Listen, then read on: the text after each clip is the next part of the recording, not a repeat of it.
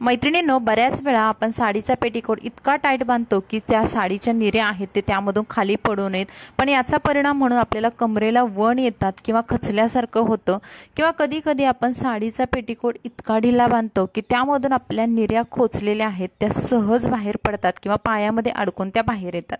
बरं, या दोन प्रॉब्लेमवरती सोल्युशन म्हणून आपण पेटीकोट कसा बांधावा किंवा याच्यावरती काही ट्रिक आहे का हे आपण आजच्या व्हिडिओमध्ये बघणार आहोत। तर चला पाहूयात।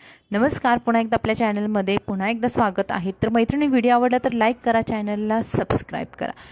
तर सुरुवातीला बघा, ज्या मैत्रिणींची होणारी चूक म्हणजे आपण पेटीकोट इतका टाईट बांधतो की ज्यामध्ये साडी खोचताना सुद्धा आपलं बोट सुद्धा आतमध्ये जात नाही, कारण आपल्याला एकच भीती असते की आपल्या खोचलेल्या निऱ्या आहेत ते बाहेर पडू नयेत।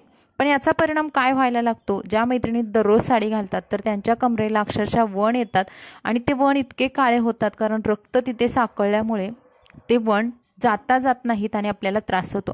बरं, आपण अशाच अवस्थेमध्ये जर साडीच्या निऱ्या त्याच्यामध्ये खोचल्या, जेवल्यानंतर त्या आणखी टाईट होतात आणि आपल्याला खूप अक्षरशः घामाघूम होतं, दम भरल्यासारखा होतो। काही मैत्रिणींना तर याची सवय नसते तर त्यांना तर अक्षरशः कधी साडी काढेल असं होतं। तर या अवस्थेमध्ये आपण काय करावं किंवा यावरती नक्की सोल्युशन काय आहे हेच बघणार आहोत।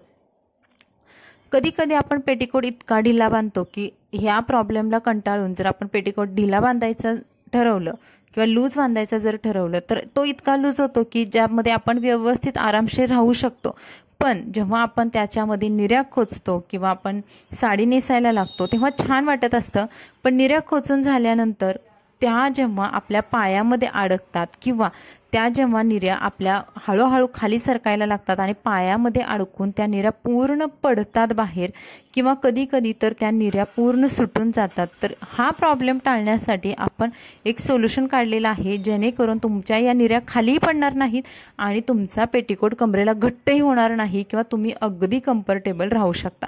तर त्यासाठी आपल्याकडे आहेत 2 स्टेप। तुम्हाला साडी नेहमीप्रमाणे अशी व्हिडिओमध्ये दाखवले त्या पद्धतीने नेसायची आहे। बघा, आता ढिल्या जर परकर घातला असेल तर तुम्ही थोड्या वेळाने तुमच्या निऱ्या अशा पद्धतीने पायामध्ये अडकतात किंवा अक्षरशः खाली पडतात आणि आपल्याला ते अजिबात बरोबर वाटत नाही किंवा आपण तिथे मॅनेज करू शकत नाही। तर या निऱ्या मॅनेज करण्यासाठी पद्धत नंबर 1 वापरायची आहे। आपल्याला नेहमीप्रमाणे पेटीकोट लूज बांधायचा आहे। तुम्ही तुमच्या हिशोबाने व्यवस्थित लूज बांधू शकता। एक मोठी पिन घ्यायची आणि पिनमध्ये असा एक कागदाचा तुकडा घालायचा आहे, जेणेकरून आपली साडी फाटू नये। पिन घेताना तुम्हाला मोठ्या साईजची पिन घ्यायची आहे किंवा बॉल पिन तुम्ही घेऊ शकता। बघा, तुम्ही माझा पेटीकोट किती लूज आहे बघाल, त्याच्यामध्ये मी निऱ्या खोचून सुद्धा तो लूज दिसतोय। तर निऱ्या नेहमीप्रमाणे खोचल्यानंतर तुम्हाला एक स्टेप करायची आहे, म्हणजे मोठी पिन घेऊन आतमधून निऱ्यांना बाहेर काढायची आणि पुन्हा ती आतमध्ये घ्यायची आहे। म्हणजे आपण अगदी आतमधून पिन जशी साडीला लावतो त्या पद्धतीने ही पिन लावून घ्यायची आहे आणि तुमचा इथे एका सेकंदामध्ये प्रॉब्लेम सॉल्व्ह होतो। बघा, तुम्ही हवा तेवढा तुमचा पेटीकोट लूज पण ठेवू शकता आणि शिवाय तुम्ही किती ओढलं, तुमचा पाय अक्षरशः निऱ्यावरती पडला किंवा कोणी तुमच्या निऱ्या खेचल्या तरी सुद्धा तुमच्या या निऱ्या बिलकुल बाहेर पडत नाही आणि हा एक बेस्ट ऑप्शन आहे तुम्हाला तुमचा पेटीकोट व्यवस्थित कम्फर्टेबल बांधण्यासाठीचा।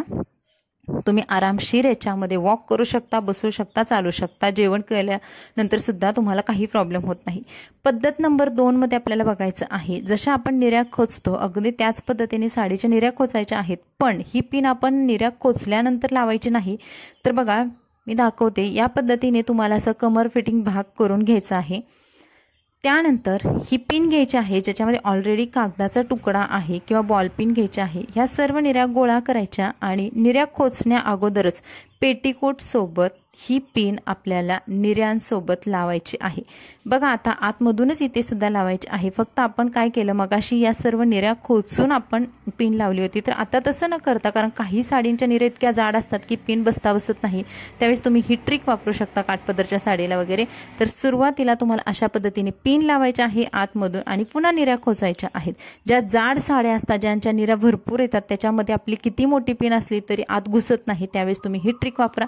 आणि यामध्ये सुद्धा तुम्ही बघाल, कितीही तुमच्या निऱ्या ओढल्या, पायाखाली अडकल्या, किती तुम्ही चालला तरी तुमच्या निऱ्या बिलकुल हालत नाहीत आणि तुम्हाला एक कम्फर्टेबल लुक मिळतो। तर मैत्रिणींनो, या होत्या 2 पद्धती ज्यामध्ये आपण बघितलं की साडी तुम्हाला हवी तशी कम्फर्टेबल किंवा पेटीकोट तुमचा अगदी लूज बांधून सुद्धा तुम्ही तुमची साडी मॅनेज करू शकता, ती अगदी व्यवस्थितपणे।